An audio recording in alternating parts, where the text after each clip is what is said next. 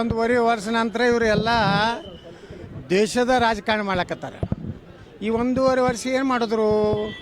ಅಧಿಕಾರಕ್ಕೆ ಬಂದ ಸಿದ್ದರಾಮಯ್ಯ ಅವರು ಈಗ ಯಾಕೆ ದ್ವೇಷ ಮಾಡ್ಲಕತ್ತಾರ? ಮೂಢ ಹಗರಣ ಇವತ್ತು ಗಂಭೀರತೆ ತೊಗೊಂಡದ. ಇ.ಡಿ ಅವರು ಅದ್ರ ಮ್ಯಾಗೆ ಎನ್ಕ್ವೈರಿ ಮಾಡ್ತಾ ಇದ್ದಾರೆ. ನಾವು ಇವತ್ತು ವಾಲ್ಮೀಕಿ ಹಗರಣದ CBIದ ಹೈಕೋರ್ಟಿನ ಒಂದು ನಿಗ್ರಹಣೆಯಲ್ಲಿ CBI ತನಿಖೆ ಆಗ್ಬೇಕಂತ ಮೊನ್ನೆ ಒಂದು ಅರ್ಜಿ ಸಲ್ಲಿಸಿದ್ದೀವಿ. ಇವರೆಲ್ಲ ಭ್ರಷ್ಟಾಚಾರಗಳನ್ನು ತೆಗೆದ ಮೇಲೆ ಇಟ್ಟು ದಿವಸ ಇವರು ಎಲ್ಲ ಅಡ್ಜಸ್ಟ್ಮೆಂಟ್ ಇದ್ದರು. ನಿಮ್ಮದು ನಾವು ಮುಚ್ಚಿಡೋದು, ನಮ್ಮದು ನೀವು ಮುಚ್ಚಿಡೋದು ಒಂದು ಒಪ್ಪಂದ ಕರಾರಿತ್ತು. ಆ ಕರಾರು ಮುರಿದು ಹೋಗಿದೆ. ಅದಕ್ಕೆ ಅವರು ದ್ವೇಷ ರಾಜಕಾರಣ ಯಡಿಯೂರಪ್ಪನವರ ಪಾಪ ರಾಜಕೀಯ ನಿವೃತ್ತಿ ಆಗ್ಯಾರ. ಯಡಿಯೂರಪ್ಪ ಅವ್ರ ಮ್ಯಾಗ ಕ್ರಮ ತೊಗೊಳಕತ್ತಾರೆ. ನೀವು ಇನ್ನು ಮ್ಯಾಗ ಹೇಳಿರ್ತೀನಿ, ಇಂಥ ಲಪುಟ್ ನನ್ನ ಮಕ್ಕಳದು ನಮಗೆ ಏನೋ ಪ್ರತಿಕ್ರಿಯೆ ಕೇಳಬೇಡ್ರಿ. ಚಲೋ ಏನಾರ ರಾಜಕಾರಣದಾಗ ಸ್ವಲ್ಪ ಏನಾರ ಮಾನ ಮರ್ಯಾದೆ ಇದ್ದವ್ರದ್ದು ಕೇಳ್ರಿ. ಏನೊಂದು ಹೋರಾಟ ಶುರು ಮಾಡಿದ್ರು ಅದರಿಂದ ಏನಾದರೂ ವಿಚಲಿತಗೊಂಡಿದ್ದಾರೆ? ಇನ್ನೊಂದು ಹೆಸರು ಬರ್ತದೆ ಸಹಜ ಐತ್ರಿ.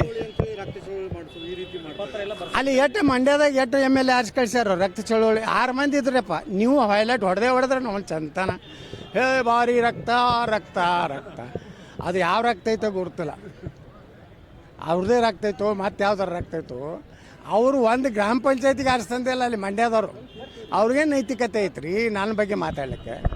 ಮೊದಲು ಒಂದು 4 MLA ಆರಿಸ್ತಾರೆ ತೋಳ್ರಿ ಮಂಡ್ಯದಾಗ ಮಂಡ್ಯ ನಮ್ಮ ವಿಜಯೇಂದ್ರನ ಅಪ್ಪನ ಊರ ಬೂಕನಕೆರೆ ಮಂಡ್ಯದಾಗ ಐತಿ.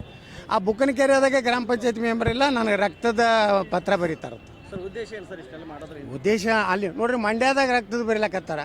ಶಿವಮೊಗ್ಗದಾಗೆ ಬರೋದಿಲ್ಲಲ್ಲ. ಶಿವಮೊಗ್ಗದಾಗ ಬರೆದ್ರೆ ಒಂದು ಔಚಿತ್ಯ ಇತ್ತು, ಶಿಕಾರಿಪುರದಾಗ ಬರೆದ್ರೆ ಒಂದು ಔಚಿತ್ಯ ಇತ್ತು. ಯಾರೂ ಇಲ್ಲ.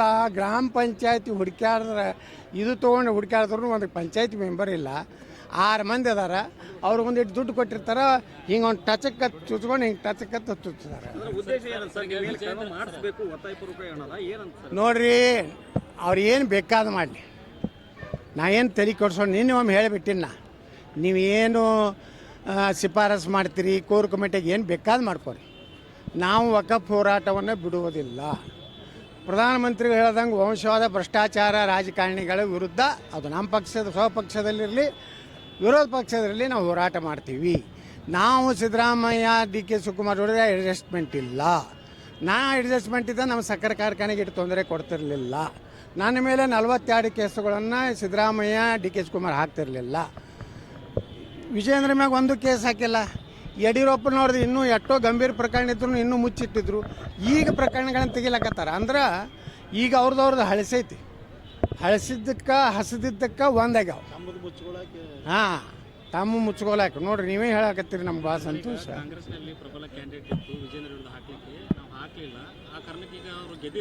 ನೋಡ್ರಿ, ಡಿ ಕೆ ಶಿವಕುಮಾರ್ ಹೇಳ್ಯಾರ, ನಾವು ಕೊಟ್ಟ ಭಿಕ್ಷೆಯಿಂದ MLA ಆಗಿವಿ.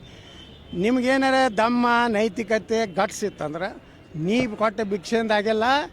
ದಮ್ ಐತೆ ನನ್ನ ಬಳಿ. ಇನ್ನೊಮ್ಮೆ ನಾನು ರಾಜೀನಾಮೆ ಕೊಟ್ಟು ಇನ್ನೊಮ್ಮೆ ಆರಿಸಿ ಬರ್ತೀನಿ. ಯಾರು ಬೇಕಾದ ಕ್ಯಾಂಡಿಡೇಟ್ ಹಾಕತ್ತೆ ಅವತ್ತೇ ಹೇಳಿಕೆ ಕೊಡಬೇಕಾಗಿತ್ತು. ಇನ್ನಾತನ ಏನು ಪ್ರತಿಕ್ರಿಯೆ ಕೊಟ್ಟಿಲ್ಲ ಅಂದ್ರೆ ದಮ್ಮು ತಾಕತ್ತು ನೈತಿಕತೆ ಯಾವುವು ಇಲ್ಲ ಇಲ್ಲ ಇಲ್ಲ. ನೋಡಿ, ಭಾಳ ಗಂಭೀರವಾಗಿ ಆಗ್ತಾಯಿದೆ. ನಾವು ಇಲ್ಲಿ ದೇಶನಾಗ ಒಂದು ಮಾನವ ಹಕ್ಕು ಆಯೋಗತ್ತೈತೆ. ಒಂದು ಅವ್ರೇನು ಕತ್ತಿ ಕಾಲಕತ್ತಾರ. ವಿಶ್ವದ ಒಂದು ಮಾನವ ಹಕ್ಕು ಐತಿ, ವಿಶ್ವಸಂಸ್ಥೆ ಐತಿ. ಇವತ್ತು ನಮ್ಮ ಹಿಂದೂಗಳ ಮೇಲೆ, ಕ್ರಿಶ್ಚಿಯನ್ರ ಮೇಲೆ, ಅಲ್ಪಸಂಖ್ಯಾತರ ಮೇಲೆ ಬಾಂಗ್ಲಾದಲ್ಲಿ ಏನು ಇದು ಆಗ್ಲಕತ್ತೈತೆ. ಅದಕ್ಕೆ ಯಾವುದೇ ರೀತಿ ಇವತ್ತು ಸರ್ಕಾರ ಅಲ್ಲಿದು ಇದು ಆಗ್ತಾಯಿದೆ. ಅದಕ್ಕೆ ಬಾಂಗ್ಲಾಕ್ಕೆ ನೀಡುವಂಥ ಎಲ್ಲ ನೆರವುಗಳನ್ನು, ಎಲ್ಲ ಸಹಾಯವನ್ನು ಭಾರತ ಬಂದ್ ಮಾಡ್ಬೇಕಂತ ನಾ ಆಗ್ರಹ ಮಾಡ್ತೇನೆ. ತಪ್ಪದು. ಯಾಕಂದ್ರೆ ಒಕ್ಕಲಿಗ ಸ್ವಾಮೀಜಿಯವರು ಅವರಿಗೆ ಇವ್ರೇನು ದೇಶದ ಅನ್ನ ತಿಂದು ನೀರು ಕುಡಿದು ಪಾಕಿಸ್ತಾನ ಹುಟ್ಟದಂಗೆ ಮಾತಾಡ್ತಾರಲ್ಲ, ಅದಕ್ಕೆ ಅವ್ರು ಹೇಳಿದ್ದಾರೆ. ಬಾಬಾ ಸಾಹೇಬ್ ಅಂಬೇಡ್ಕರ್ ಈಗ ಪಾಕಿಸ್ತಾನದಾಗ ಮತದಾನ ಹಕ್ಕೈತೇನ್ರಿ ಹಿಂದೂಗಳಿಗೆ ಕ್ರಿಶ್ಚಿಯನ್ರಿಗೆ ಪಾಕಿಸ್ತಾನದಲ್ಲಿಲ್ಲ, ಅಫ್ಘಾನಿಸ್ತಾನದಲ್ಲಿಲ್ಲ. ಈ ರೀತಿ ಇದ್ದಾಗ ನಮ್ಮಲ್ಲಿ ಯಾಕೆ ಅನ್ನೋಂಥ ಪ್ರಶ್ನೆ ಮಾಡ್ಯಾರ ಅವರು. ಸ್ವಾಮೀಜಿಯಾಗಿ ಹಿಂದೂಗಳ ಪರವಾಗಿ ಮಾತಾಡಿದ್ದಕ್ಕೆ ನಾನು ಅಭಿನಂದನೆ ಸಲ್ಲಿಸ್ತೀನಿ. ಅವರ ಪ್ರಕರಣವನ್ನು ವಾಪಸ್ ತಗೋಬೇಕು. ಇಲ್ಲಾಂದರೆ ಇಡೀ ಒಕ್ಕಲಿಗ ಸಮುದಾಯ ಸರ್ಕಾರವನ್ನು ಕೇಳಬೇಕು. ಭಾಳ ಸ್ವಾಭಿಮಾನಿ ವ್ಯಕ್ತಿ ಅದಲ್ಲ DK ಶಿವಕುಮಾರ್. ಮಾತಾಡಲಿ. ಇವತ್ತು ಒಕ್ಕಲಿಗರ ಒಬ್ಬ ಸ್ವಾಮಿಗಳ ಬಗ್ಗೆ ಇವತ್ತು ಕೇಸ್ ಹಾಕ್ಯಾರ. ಇದ್ರ ಬಗ್ಗೆ ಏನೋ ಅವ್ರ ಅವರೇ ಹೇಳ್ತಾ ಇದ್ದಾರೆ, ಒಕ್ಕಲಿಗ ಸಮಾಜದ ಅವರೇ ಲೀಡರ್ ಆಗಿ ಕೂಡ ಅವರೇ ಹೇಳ್ತಾ ಇದ್ದಾರೆ, ಇಲ್ಲ ಸ್ವಾಮೀಜಿಗಳು ಆ ರೀತಿ ರಾಜಕೀಯದ ಹೊಂದಾಣಿಕೆ ತಾವು ಓಟ್ ಬೀಳಕ್ಕೆ ರಾಜಕೀಯ ತಳ ಶಾಲಾ ಹಾರ ಒಯ್ದು ಇಲೆಕ್ಷನ್ದಾಗ ಕೊಟ್ಟು ನಮ್ಮ ಪರವಾಗಿ ಆಶೀರ್ವಾದ ಮಾಡಿರಿ ಗುರುಗಳ ನಮ್ಮ ಸಮಾಜಕ್ಕೆ ಹೇಳ್ರಿ ಇವರೇ ಹೋಗ್ತಾರೆ ಇಲ್ರಿ? ಹೋಗ್ಯಾರ ಎಲ್ಲಿ ಅವರು ಫೋಟೋ ಅದ ಇಲ್ಲ? ಹಾಂ, ಮತ್ತು ಈಗ ಈ ನಮ್ಮ ಕೂಡಲ ಸಂಗಮ ಸ್ವಾಮಿಗಳಿಗೆ ಹೇಳ್ತಾರೆ ಕಾಂಗ್ರೆಸ್ ನಮ್ಮ ಮುಜುಗರ ಮಾಡಬೇಡ್ರಿ ಅಂತ ಹೇಳ್ತಾರೆ. ಯಾರು ತಾಯಿ ಲಕ್ಷ್ಮೀ ಅಕ್ಕ ಇನ್ನೂ ಉಳ್ಕಿದ್ರ ಹೆಸರು ತೆಗೆದಿಲ್ಲ, ಭಾಳ ಚಿಲ್ಲರೆ ಅದಾವು. ಅದಕ್ಕೆ ತಮ್ಮ ಸರ್ಕಾರ ನಾ ಇದ್ದಾಗ ನಮ್ಮ ಸರ್ಕಾರ ಇದ್ರೂ ನಾನು ಹೋರಾಟ ಮಾಡೀನಿ. ನಿಮ್ಮ ದಮ್ಮ ತಾಕತ್ತು ನಾಳೆ ವಿಧಾನಸಭೆದಾಗ ಇತ್ತಂದ್ರೆ ನಾ ಪ್ರಶ್ನೆ ಮಾಡ್ತೀನಿ. ನನ್ನ ಜೋಡೆ ಬಾಯಿಗೆ ಎಳೆದು ಹೋರಾಟ ಮಾಡಿದ್ರೆ ಮುಂದಿನ ಸಲ ನೀವು ವಿಧಾನಸಭೆ ಕಟ್ಟಿ ಹತ್ತಿರ ಇಲ್ಲಕಂದ್ರೆ ಮನೆಗೆ ಹೋಗ್ತಾರೆ. ಬರಲಿಲ್ಲ, ನಾ ಯಾರಿಗೂ ಭೇಟಿ ಆಗೋದಿಲ್ಲ, ಏನೂ ಇಲ್ಲ.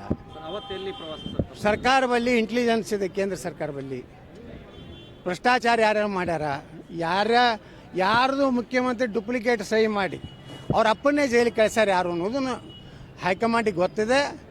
ವಂಶವಾದ ಮತ್ತು ಭ್ರಷ್ಟಾಚಾರ ವಿರುದ್ಧ ಅಂತೇಳಿ ನಮ್ಮ ಪ್ರಧಾನಮಂತ್ರಿಗಳ್ಯಾರ, ಅದಕ್ಕೆ ಸಂಪೂರ್ಣ ಬೆಂಬಲ ಇದೆ.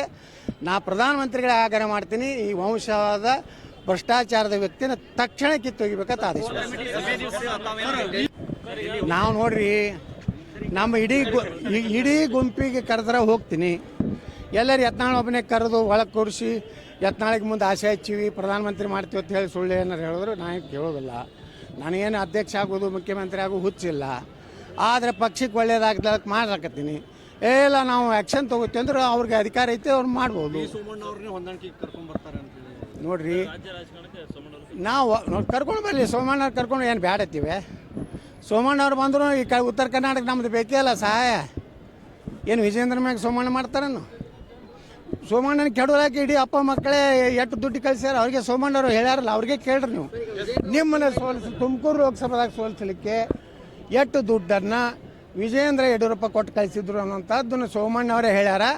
ಅವ್ರಿಗೆ ಇನ್ನೊಮ್ಮೆ ಪುನರುಚ್ಚಿಸ್ತೀನಿ, ಅವ್ರ ಮ್ಯಾಗ ನಿಮ್ಮ ಕ್ರಮ ಏನು, ನೀವು ಅಧ್ಯಕ್ಷ ಆಗಿ ಬಂದ್ರೆ ತಿಳ್ಕೊ ಅವ್ರ ಮ್ಯಾಗ ಏನು ಕ್ರಮ ತೊಗೋತಾರೆ ಅದನ್ನು ನಾ ಪ್ರಶ್ನೆ ಮಾಡ್ತೀನಿ. ಬೇಕಾದ್ ಮಾಡ್ರಿ, ಬಿಡ್ರಿ ಅಂತ ಅವ್ರ ಅಪ್ಪನಂತ ರ್ಯಾಲಿ ಮಾಡ್ತೀವಿ. ಸುಮ್ಕೊಂಡ್ರಿ ನೋಡ್ರಿ.